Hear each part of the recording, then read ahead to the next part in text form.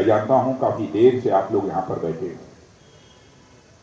मुझे जानकारी दी गई कि 9:30 बजे से आप लोग यहां पर बैठे हैं। सबसे पहले तो मैं आपके धैर्य की प्रशंसा करता हूं और मुझे इस बात की खुशी है कि आप लोगों ने बहुत ही शांतिपूर्वक, संयमित तरीके से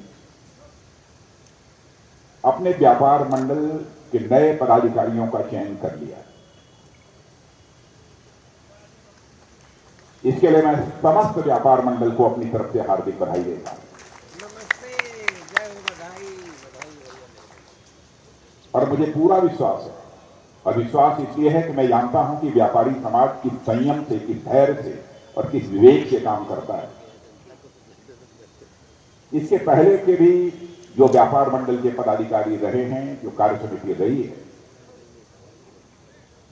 सारे लोगों को साथ लेकर यह व्यापार मंडल व्यापारी हितों के लिए लगाई कार्य करेगा, ऐसा मेरा विश्वास है। किसी भी संगठन को चलाने के लिए एक बहुत ही स्वस्थ परंपरा होनी चाहिए। प्रतिस्पर्धा के आधार पर कोई संगठन कभी आगे नहीं बढ़ सकता।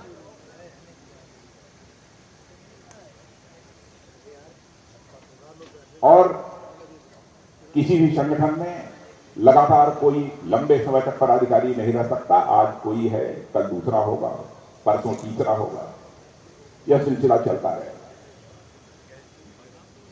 एकजुट होकर हमें व्यापारी समाज की समस्याओं के समाधान के लिए काम करने की जरूरत है।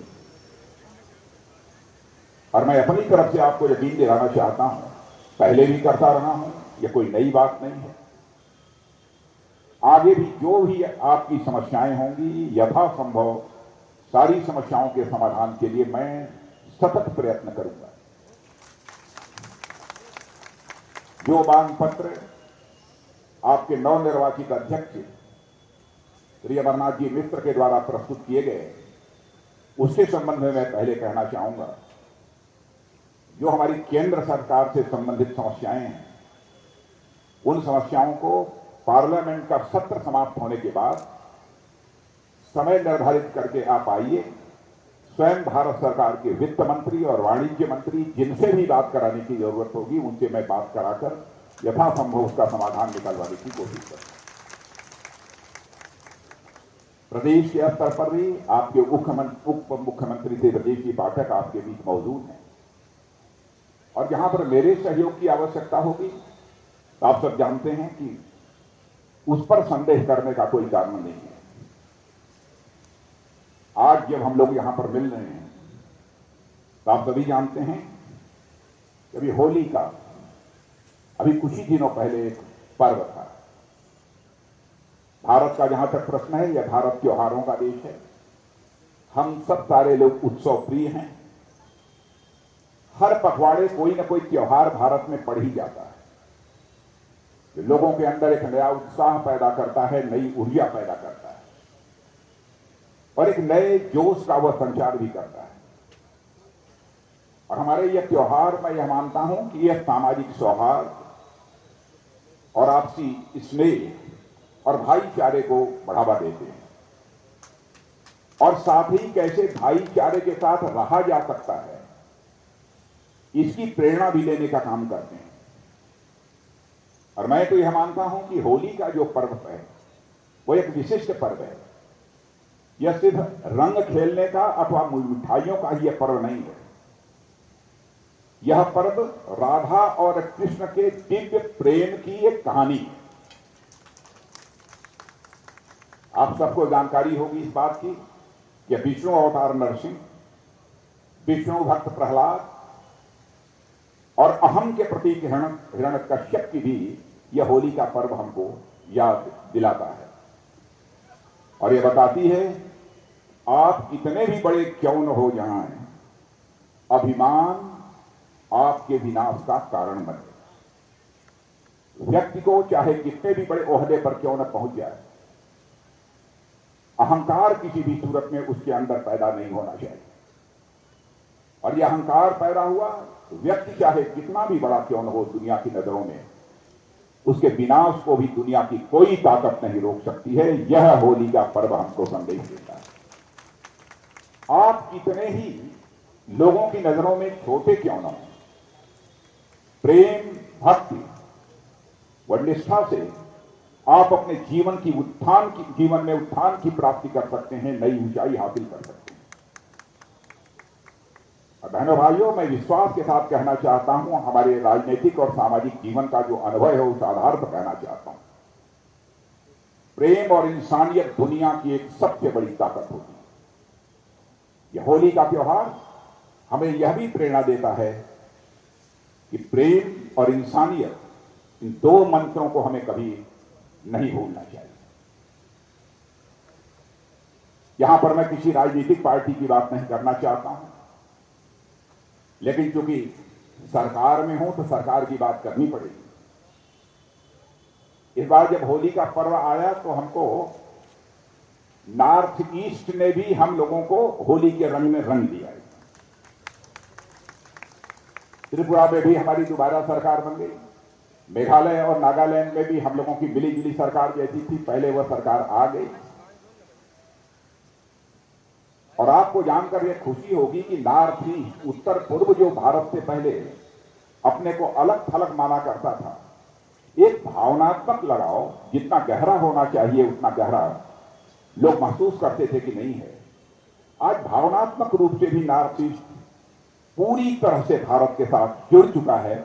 और इसका श्रेय यदि मैं किसी को देना चाहता हूं तो अपने भारत के यशस्वी प्रधानमंत्री श्री नरेंद्र जी मोदी को देना चाहता हूं। लोगों के साथ कैसे रिश्ता बढ़ाया जाता है, लोगों को प्रेम और स्नेह के बंधन में कैसे बांधा जाता है। प्रधानमंत्री बनने के साथ ही उन्होंने पूरे मंत्रिमंडल की पहली बैठक में कहा था कि हर मंत्री को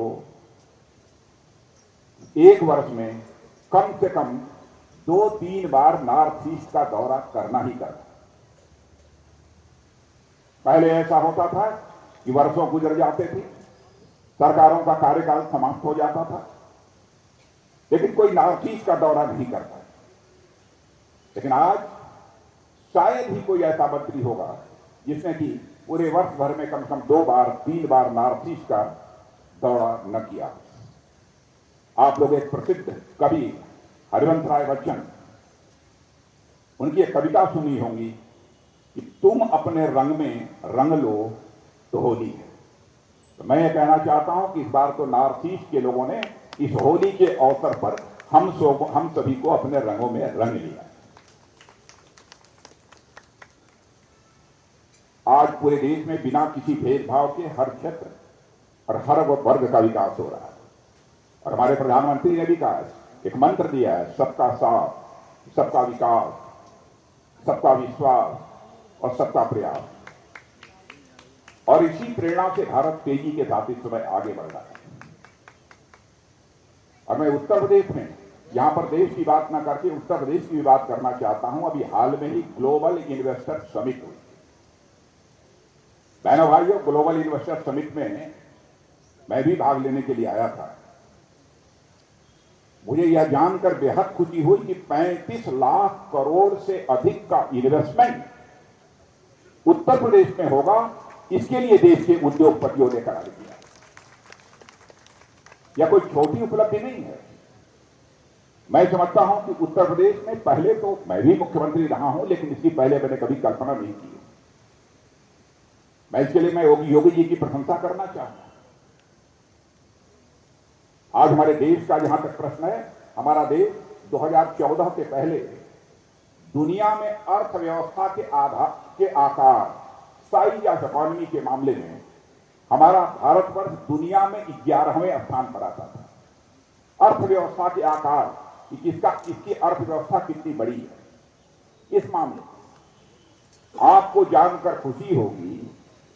आज हमारा भारत ब्रिटेन को भी पीछे छोड़कर दुनिया की टॉप 5 कंट्रीज की कतार में आकर खड़ा है। मैं समझता हूं कि किसी भी देश के लिए इससे भी बड़ी उपलब्धि और क्या हो सकती है। और उसमें सबसे बड़ी बात, आगे हमारा लक्ष्य है, यह भारत और लक्ष्य ही नहीं है, बल्कि बड़े बड़े अर्थशास्त्री भी इस बात को स्वीकार करने लगे हैं कि वह दिन दूर नहीं है कि 2027-2028 आते आते हमारा यह भारत दुनिया की टॉप 3 इकोनॉमीज में, यानी दुनिया की टॉप की 3 अर्थव्यवस्थाओं में आकर खड़ा हो जाएगा। यह विश्वास और भरोसा लोगों ने व्यक्त किया है। उत्तर प्रदेश भी विकास के पथ पर तेजी से आगे बढ़ रहा है। कानून और व्यवस्था का जहां तक प्रश्न है, मैं समझता हूं कि कानून और व्यवस्था के प्रश्न को लेकर कोई रंच मात्र भी सरकार के ऊपर संदेह नहीं कर सकता है। हमारा यह विश्वास है। कारोबार का जहां तक प्रश्न है, मैं जानता हूं कि जब तक कानून और व्यवस्था बेहतर न हो तब तक कोई व्यापार भी किसी राज्य में अथवा किसी देश में नहीं बढ़ सकता। विकास की पहली शर्त होती है कानून और व्यवस्था का चुस्त दुरुस्त होना, और इस काम को यहां के मुख्यमंत्री योगी आदित्यनाथ जी ने किया है, इसमें कहीं दो मत नहीं है। इसलिए मैं योगी आदित्यनाथ जी को यहां की कानून और व्यवस्था को चुस्त दुरुस्त करने के लिए जो उनका योगदान है उसकी मैं सराहना करना चाहता हूं। आप सभी व्यापारी समाज के लोग भी महसूस कर रहे हैं, व्यापारी समाज ही नहीं बल्कि आज हिंदुस्तान के दूसरे कोने के लोग भी इस बात को महसूस कर रहे हैं। और हमारी सरकार का जहां तक प्रश्न है, कारोबार का जहां तक प्रश्न है, व्यापार का जहां तक प्रश्न है, सबसे ज्यादा भागीदारी यदि किसी की होती है तो छोटे और मझोले व्यापारियों की। छोटे और मझोले व्यापारियों की यदि भागीदारी न हो, मैं विश्वास के साथ कह सकता हूं किसी भी देश की अथवा किसी भी राज्य की अर्थव्यवस्था में जो ताकत आनी चाहिए, मजबूती आनी चाहिए, वह किसी भी सूरत में आ नहीं सकती। इसलिए मैं अपनी सरकार की तरफ से आपको विश्वास दिलाता हूं कि व्यापारी समाज के हितों की रक्षा के लिए हम लोग सदैव तत्पर हैं और उसके प्रति हम पूरी तरह से प्रतिबद्ध हैं। इस बार भारत सरकार का जो केंद्रीय बजट पेश किया गया था उसमें छोटे व्यापारियों की को कुछ राहत भी दी गई है। उस विस्तार में जाकर यहां पर उल्लेख नहीं करना चाहता हूं। सूक्ष्म, लघु और मध्यम जो उद्योग हैं और छोटे व्यापारियों के लिए ब्याज दर में ऋण यदि वह लेते हैं तो ब्याज दर में 1% की छूट दी गई है, और 3 करोड़ के कारोबार वालों को, एमएसएमई का जो कारोबार करते हैं उनको भी टैक्स में छूट दी गई। बजट में कई प्राथमिकताएं निर्धारित की गई हैं। उन बजट की सारी प्राथमिकताओं को बहुत विस्तार में जाकर यहां पर चर्चा नहीं करना चाहता, लेकिन मैं कह सकता हूं जो कुछ भी हम लोगों ने कदम उठाया है, कोशिश यही है कि प्रत्यक्ष या अप्रत्यक्ष रूप से हमारे व्यापारी समाज को उसका लाभ मिले। उत्तर प्रदेश के बजट की मैं यहां चर्चा नहीं करना चाहूंगा, लेकिन उत्तर प्रदेश के बजट में जैसा मुझे बताया गया है कुछ सहूलियत दी गई है। सब मिला कर भी हम देखें तो आर्थिक दृष्टि से हमारा भारत धीरे धीरे काफी बहनों भाइयों अब मजबूत हो रहा है। अभी हमारे बरमानी जी ने इस बात की भी चर्चा कर दी कि हमारे लखनऊ में भी नए नए स्टार्टअप्स खड़े हो रहे हैं। मैं आपको बताना चाहता हूं 2014 से पहले स्टार्टअप की जो संख्या हमारे देश में बामुश्किल 500 से लेकर 600, और आज आपको जानकर आश्चर्य होगा कि 9 वर्षों के अंदर वह करिश्माई काम हुआ है कि हमारे देश में स्टार्टअप की संख्या 90,000 से अधिक की हो गई। 90,000 से अधिक हो गई। यूनिकॉर्न जिसे कहते हैं, यानी जिन स्टार्टअप की आमदनी लगभग $1 बिलियन से अधिक हो जाती है, यानी लगभग 8,000 करोड़ रुपए से अधिक हो जाती है, ऐसे यूनिकॉर्न ऐसे लोगों को बोलते हैं। उनकी संख्या भी भारत में लगभग इस समय 105 हो गई है। मैं बहनों भाइयों, मैं यही कहना चाहूंगा कि भारत की प्रतिष्ठा अंतर्राष्ट्रीय जगत में बड़ी तेजी के साथ बढ़ी। मैं बार बार कहता हूं कि पहले भारत अंतर्राष्ट्रीय मंचों पर कुछ बोलता था तो भारत की बात लोग जिस गंभीरता पूर्वक सुनना चाहिए नहीं सुनते थे, लेकिन आज अंतर्राष्ट्रीय मंचों पर भारत कुछ बोलता है तो सारी दुनिया कान खोलकर सुनती है कि भारत बोल क्या रहा है। यह हैसियत, यह प्रतिष्ठा भारत की सारी दुनिया में बढ़ी है। इंग्लैंड, जिसने लगभग 200 वर्षों तक हमारे ऊपर हुकूमत की है, आपको जानकर खुशी होगी कि इंग्लैंड का भी, ब्रिटेन का भी इस समय नेतृत्व यदि कोई कर रहा है तो भारतीय मूल का ही व्यक्ति ब्रिटेन का भी नेतृत्व कर रहा है। इन्वेस्टमेंट पे भारत में ऐसी अनुकूलता पैदा हुई है, केवल देशवासी ही अपना निवेश यानी इन्वेस्टमेंट नहीं कर रहे हैं, बल्कि दुनिया के दूसरे देशों से भी इन्वेस्टमेंट बड़ी भारी मात्रा में भारत के अंदर हो रहा है। भारत में भी यह सब सारी अनुकूलता पैदा न हुई हो तो मैं समझता हूं कि दुनिया के दूसरे देशों से जितना आज निवेश हो रहा है, जितना इन्वेस्टमेंट हो रहा है, वह शायद किसी भी सूरत में न हो पाता। एप्पल नाम का एक कारखाना, एप्पल का यह नया कारखाना, एप्पल के बारे में आप सभी अच्छी तरह जानते होंगे। अब बहनों भाइयों, जिसकी हम लोग कभी कल्पना नहीं कर सकते थे, वह कर्नाटक में लगने जा रहा है, यानी हमारे भारत में लगने जा रहा है। पहले यही एप्पल कंपनी इस काम को चाइना में किया करती, यानी भारत के प्रति आकर्षण बढ़ा है, भारत में व्यापार करने की अनुकूलता बढ़ी है। इसलिए एप्पल जैसी कंपनी भी अब चाइना को छोड़कर भारत में अपना कारखाना लगा रही है, कर्नाटक में लगा रही है। यह भारत की हैसियत, यह भारत की साख, यह भारत की विश्वसनीयता दुनिया के दूसरे देशों में बढ़ी है। व्यापार करने के मामले में जितनी सरलता आई है पहले की अपेक्षा, मैं नहीं कहता हूं सारी चीजें पूरी तरह से सुलझ गई हैं, कोई समस्या नहीं, लेकिन पहले की स्थिति बेहतर हुई है, मैं यह बात विश्वास के साथ कह सकता हूं। अभी आप लोगों ने समाचार पत्रों में भी देखा होगा, नेशनल सैंपल सर्वे ऑर्गेनाइजेशन एक होता है, उसने कहा है कि 2014-15 में एक भारतवासी की औसत आमदनी जितना हुआ करती थी, आज वह बढ़कर दुगनी हो गई है। मैं यह नहीं कहता हूं कि सभी व्यक्तियों की आमदनी दोगुनी हो गई, लेकिन एवरेज औसत सारे देश का निकालने के बाद उसने कहा है कि 2014-15 में सालाना औसत आय ये लगभग 84,647 रुपए थी, जो 2022-23 में बढ़कर प्रति व्यक्ति औसत आय लगभग 1,72,000 रुपए तक पहुंच गई है। यह भारत की हैसियत मेरे बहनों भाइयों सारी दुनिया में बढ़ी है। यह हम सब के लिए बहुत ही गौरव का विषय है। बैंकिंग व्यवस्था का जहां तक सवाल है, और बैंकिंग व्यवस्था की चर्चा मैं इसलिए करना चाहता हूं कि देश की अर्थव्यवस्था में बैंकिंग सिस्टम का कैसा महत्व है, या व्यापारी समाज को बतलाने की आवश्यकता नहीं है। शांति व्यवस्था तो कायम हो गई, लेकिन उसके साथ साथ बैंकिंग व्यवस्था भी चुस्त दुरुस्त होना यह बहुत ही आवश्यक है। बैंकिंग यह सिस्टम अर्थव्यवस्था की यह रीढ़ होती है, और आज सारे विश्व में अमेरिका जैसे देश में भी बैंक बैठ रहे हैं, उसके बावजूद हमारे बैंकिंग सिस्टम पर कोई आंच नहीं आने पाई है। यह भी श्रेय यदि किसी को जाता है तो हमारे भारत के प्रधानमंत्री मोदी जी को जाता है, उनकी सूझबूझ को जाता है। ऐसे हालात इस देश में पैदा हुए हैं, और पहले तो ऐसा था कि लोगों के टेलीफोन पर लोगों को करोड़ों रुपए मिल जाते थे, क्रॉनिक कैपिटलिज्म से कहते हैं। लेकिन अब ऐसे फोन करके किसी को कोई बैंकों से करोड़ों रुपए नहीं दिलवा सकता। ऐसे हालात होते हैं तो स्वाभाविक रूप से बैंक डूबने के कगार पर पहुंच जाते हैं।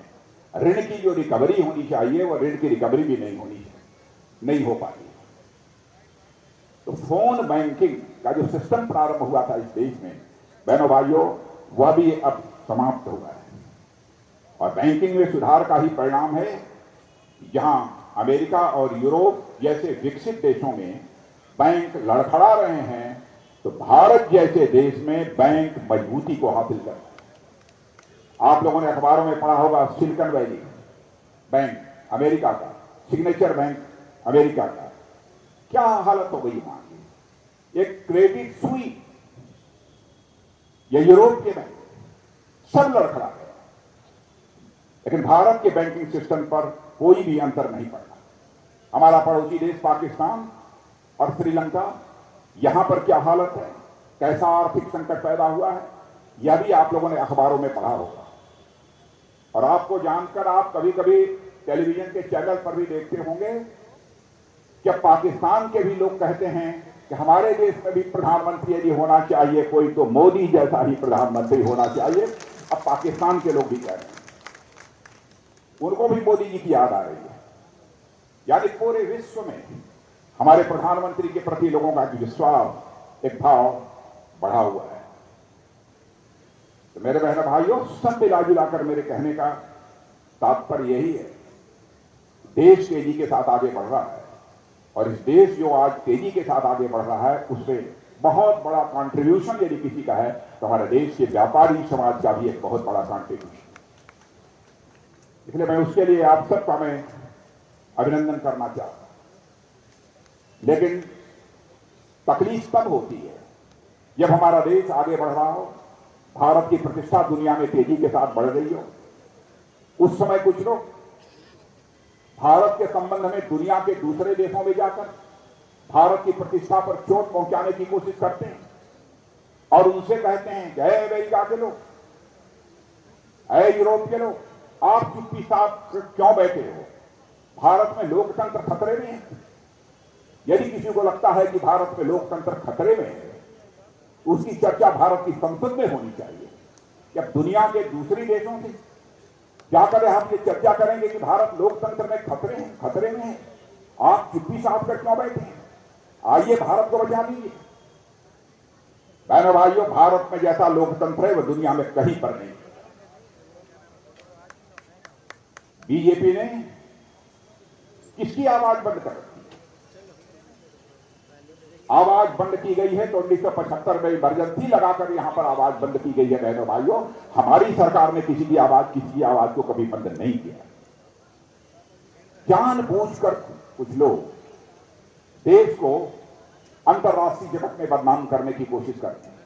मैंने जानबूझकर इस बात की चर्चा की, यहां पर व्यापारी समाज के लोग मौजूद हैं, जागरूक लोग हैं।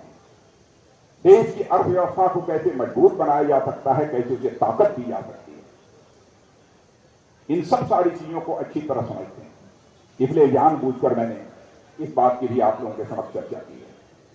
इसलिए बहनों भाइयों, आज के अवसर पर इससे ज्यादा कुछ न कहते हुए, नए अध्यक्ष निर्वाचित हुए हैं श्री अमरनाथ जी मिश्र और उनकी पूरी टीम और हमारे चेयरमैन श्री राजेंद्र जी अग्रवाल, सभी का नाम मैं अब नहीं लेना चाहता।